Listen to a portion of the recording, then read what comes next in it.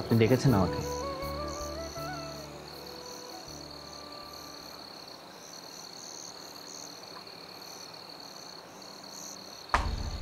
কি এটা?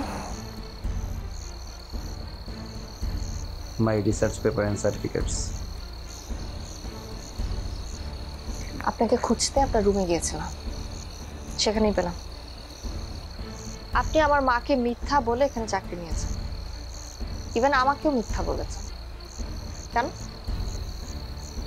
ম্যাডামের কাছে আমি একটা সত্য লুকিয়েছি, কিন্তু আপনার কাছে আমি মিথ্যা বলিনি।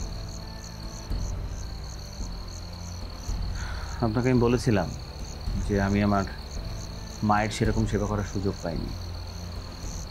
কেন পাইনি জানেন? আমি যখন দেশের বাইরে পিএইচডি করতে যাই, তখন আমি আমার মাকে ফোন দিয়েছিলাম। আমার মা ভীষণ অসুস্থ ছিল। যাকে বারবার বলতাম যে মা তোমার কি হয়েছে, কি হয়েছে।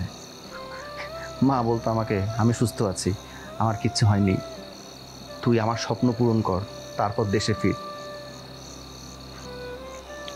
কিন্তু আমি যখন পিএইচডি শেষ করে দেশে ফিরি,